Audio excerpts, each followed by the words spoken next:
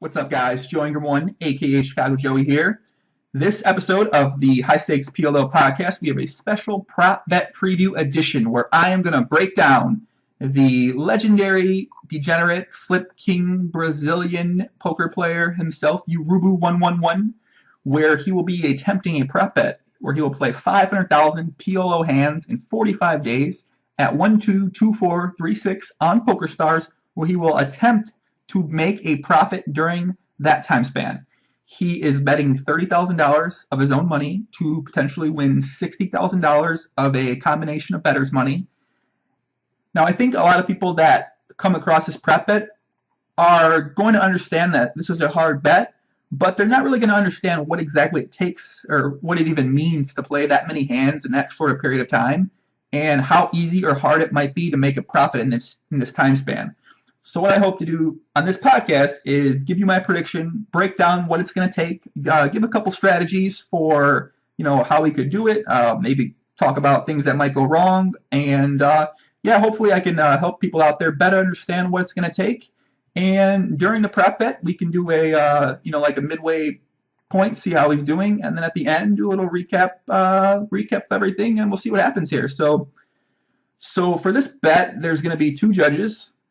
Godlike Roy, who's also going to be the escrow, and escrow being the person that's going to hold the money for both sides, so that way no one can scam out of the bet or not pay if something happens.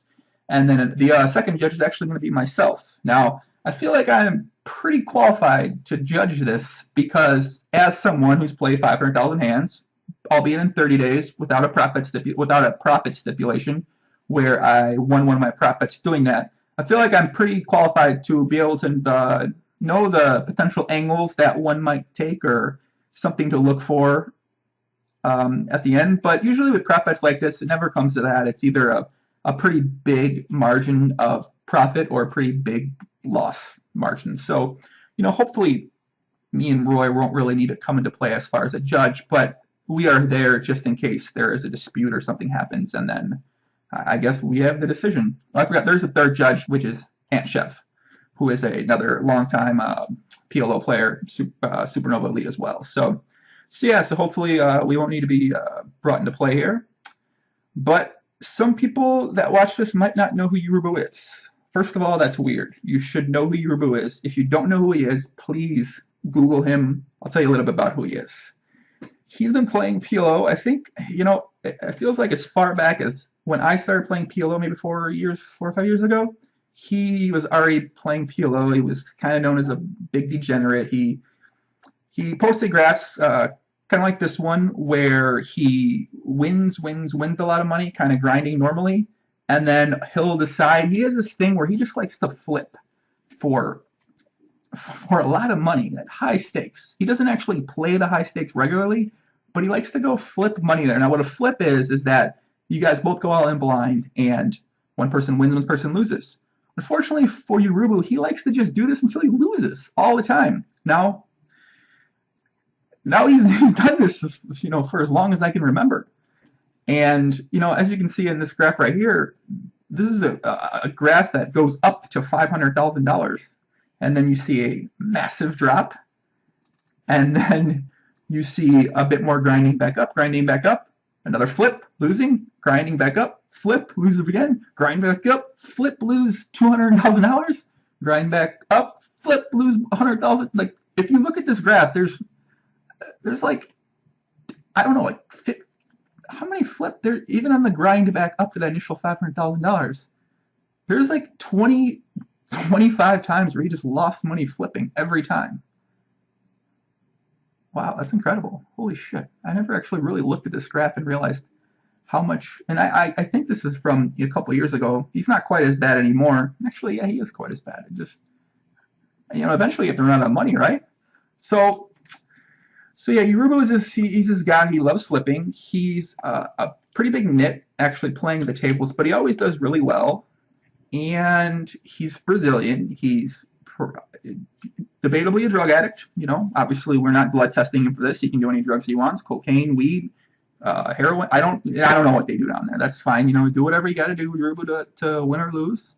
And maybe the advocacy might fall over into why these flips happen. I don't know. I can't, as someone who may or may not have been into that at one point in time in my life, I would have to imagine it has some sort of effect to make you want to flip.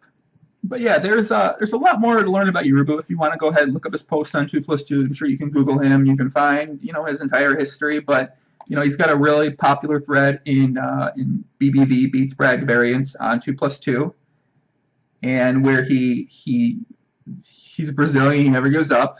Where he just posts all his epic runs, his ups, his downs, his flipping.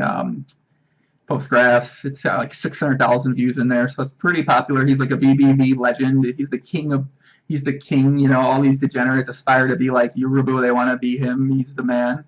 And he's definitely calmed down in these past recent years. Before, when we play a lot together at 2-4 and 3-6, there'd be times where we'd be playing every table together. He would go all in blind on every single table. And now, I like Yuru. He's probably one of my favorite people on the forums because I just really enjoy him. I'm a degenerate as well. I'm kind of debatably an addict as well sometimes. But so people like him, like Karamat, those guys are guys I enjoy. I enjoy rooting for, and he's definitely calmed down. But I think right now what's going on is that this is all speculation, obviously. But I think what's making him want to do this prop bet is that he's been having some good months at 1-2, 2-4, 3-6. I don't know about 2-4, 3-6 actually, but lately he's been having some good months at the small stakes. He probably thinks the games are, ridiculously easy for him, which, probably is true to some extent. And he wants to just figure out a way to, debatably, I don't say it's easy, but make some easy money. That's why he's putting up $30,000 to win $60,000. And now let's talk about what he's going to have to do to get into it. So I have some slides here I'm going to introduce. Now I have them on the side, and I am currently working them in. So I made these. I made this more of like a little interactive photo kind of podcast as compared to my normal hand history ones. So I have these images I made up here, and so let's break this down. So it's got to play 500,000 hands in 45 days. So as you can see here, that's going to be 11,000 hands every single day. Now I talked with Skype with Urubu, just kind of getting a feel for what his plan is as far as how he's going to get there, and he told me that he thinks the way he's going to approach it, which I actually don't think this is what will end up being after a week. But he says he'll get about 1,300 hands an hour. Now, I think eventually he'll adjust his strategy where he's going to end up getting more hands than that an hour. But if he does get 13 hands an hour, that's going to come out to about 8.5 hours a day, every single day for 45 days. Now, this isn't a normal 8.5 hours every day where it's like your optimal conditions. You're playing when you're fresh. You might take a day off when you might be on a downswing. You're not playing your A game. This is essentially 8.5 hours every single day. And now where I think Urubu was inspired to make this bet was that he's been winning at these stakes, for a pretty good clip for a long time. But during this bet, he's actually going to be playing more tables than I think he's accustomed to. And now I have no idea how he will react to having to play, 18 to 24 tables, which, I think he's going to say he wants to start off playing 24 tables to get this 1,300 hands an hour. And now I only know a couple people who have 24 table PLO out there, me being one of them, and that is not the easiest thing to do, especially in today's conditions where players they're better in a way, they're also just tighter. They're not, really giving away money in certain spots like they were a couple years ago when I tried this. And especially if he puts in, he has to play 100,000 hands minimum at 1-2 and 2-4, which I think that's where most of the volume is going to come. There's just not that many games that are running at 2-4 and 3-6 these days. So I think if he puts in a majority of the volume at 1-2, he's definitely, if he's playing that many tables, more than 12, there's a 0% chance, 0% he's going to win money if he plans on getting 1,300 hands an hour at 1-2. So I think what's going to happen is I'll probably start off playing 1-2, 2-4 and realize that he's not winning money at 1-2. I think he thinks he's going to win money at 1-2. But I definitely have my doubts as someone who's 24 tabled that and just I don't really want to get into, the spots I think that are that you're losing money at when you're 18 and 24 tabling, but they're very more. I feel like they more of an impact on your win rate at 1-2 as compared to 2-4, just because the rake is a bit higher. Okay, so let's talk about, how can you win? What strategies can you use to finish up with profit here? So I mean, when you think about it from a standpoint where you need to play 500,000 hands. So one strategy could be you want to get those hands done as quick as possible, playing 1-2. And essentially your strategy could be to then minimize, just try not to lose that much. So the quicker you finish the 500,000 hands, as long you have the full 45 days to make a profit. So he could lose, $25,000 playing 1-2, which is about 120 buy-ins or something like that. And then he could then take the time he finishes from that point and try to make that up at 2, 4, 3, 6, which I think is, like, if I was going to do this prop bet, I feel like I would try to play as many hands at 2-4 as I possibly could, limit my 1-2 play, get my volume at 2-4, and I think I feel like, this is why I wanted to wait till the prep bet started to give this, to talk any strategy with this, because obviously, Urubu could follow some of this. I don't know if he says he doesn't understand English. He doesn't understand my English, which seems fine. I talk fast sometimes, so I doubt he'll even listen to the strategy. And the bet just started. I originally made this before, but the bet started a couple hours ago, and he didn't play. He's like, I'm gonna wait to play, and that's unprecedented in a prop bet where you have a XXX amount of days. Most people start right away to get off on a good start. He's like, I don't need it. I'm going to win the prop bet anyway. And now I love his confidence, but I don't know. It's an interesting approach for sure.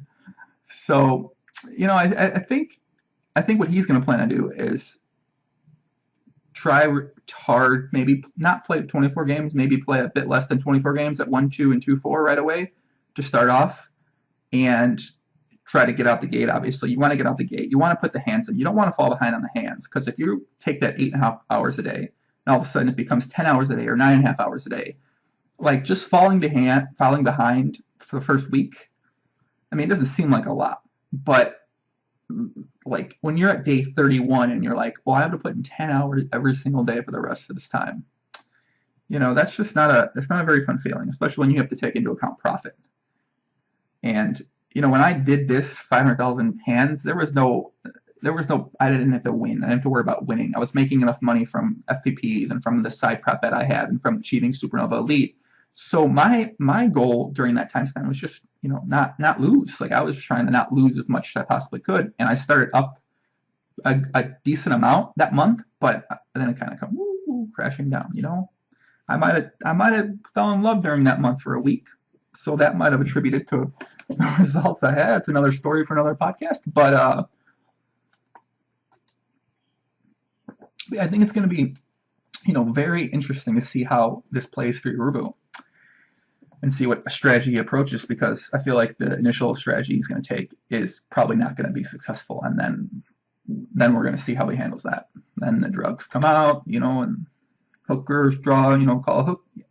That's probably, what might happen. I think that's why he didn't want to have webcam on either. So he said that most prop bets like this, it's kind of normal to have a webcam on, but Yuru declined. He didn't want to have a webcam, and that's understandable. Not everybody wants to be, cammed the whole time. And obviously, when you don't have a webcam, there's possibilities that you could be cheating in a prop bet like this, where someone else plays your account. And I don't think we have to worry about that from Urubu. He's got a pretty long history, and plus there's not many people that can really mass table these stakes of PLO and show a profit. So I wouldn't even want someone else doing this for me, to be honest, if I was doing this specific prop bet. But yeah, I'm looking forward to this getting started. It's started right now, and we'll see what happens. So as far as side bets, there's been, there's a thread over in High Stakes PLO where I'm going to link this in the description. You guys can go check it out. And I think he's going to be posting updates there. There's going to be people, I'm sure there's going to be a lot of people playing with him. And that brings up a whole other possibility for, collusion. I don't want to call it. cheating, something like that. I don't think we're really gonna have to worry about that too much. Obviously, the more people that bet against him, there's these side bets. So there's people betting on Urubu, there's people betting against Urubu, where it's like if they do something, maybe it's slow down a table, maybe it's, sometimes there's not many games running, and one thing someone maybe betting on Yuru could do is they could just start games with him, play him heads up. They're not cheating. They're not maybe giving him money away. They're trying to beat him for money. But at the same time, just creating those new games and getting more tables going is going to benefit him for sure. Just keeping games running and stuff like that. Playing shorthanded, you build the games so the bad players come, and just building those games with him to make those bad players come is going to benefit him pretty greatly, especially in a bet like this during peak times. There's not that many games running, so that's one thing to watch out for. There's the whole people playing and slowing things down at the table for him. Some people have brought that up. Now, I don't necessarily think that's something you need to worry about when you're playing. 9 hours a day. Like, is this some guy going to come slow things down at every decision on all tables for the whole day? That guy's going to lose a lot of money. I mean, he's going to be his time bank. I think Clayton. Another long time 2+ tour, now RIP, not playing poker anymore, working a real job in Chicago. I think he posted something about a potential, a guy betting against him, maybe getting a team of people to do this. And like the team of people are still going to have to be good, but they're going to lose a lot of money in the process. Like they're going to lose a lot of money. They're going to lose enough money to the point where I don't think it's going to be, profitable for anybody to do that. So I don't know. It's going to be interesting. I got a bad feeling about it, to be honest. I was talking to Roy, the other judge, and the escrow in the prop bet, and I think we both got a bad feeling. Something's going to come up that hasn't really come up in prop bets like this before, and I hope it doesn't, because I don't want to be, in a judge like this. I've never really seen it where the judge even matters, but I don't want to be someone who's like has to make a decision or make it something like that either way. So I'm really hoping everything just goes pretty honest. There's no one suspecting anything happening, and yeah, things end up pretty straight edged here. So I wanted to make this about 15-20 minutes, and I think we're getting to that point. So let's dive into my prediction. And now for my prediction, I need to put on my trusted legendary spirit hood that I rage with. If anybody ever knows anything about the rage life, this is what I like to rage in sometimes. I put my spirit hood on. It brings me luck. I started playing poker in this thing lately. It's amazing. Got my paws. When you're out, I'll give you guys a little rage tip here. When you're out raging, you're wearing your spirit hood, you're having a good time, you're dancing, you see a girl, you just start rubbing on her with the spirit hood. A lot of love has happened for me with that strategy, but like I said, another podcast for another time. So what is my prediction for this prop bet? Well, like I said, I love Urubu. He's one of my favorite people. I love when he posts. I love his broken English. I love his graphs. I love his degeneracy. I love his drug addictsy. I love everything about him. But I feel like this is not going to go good for him.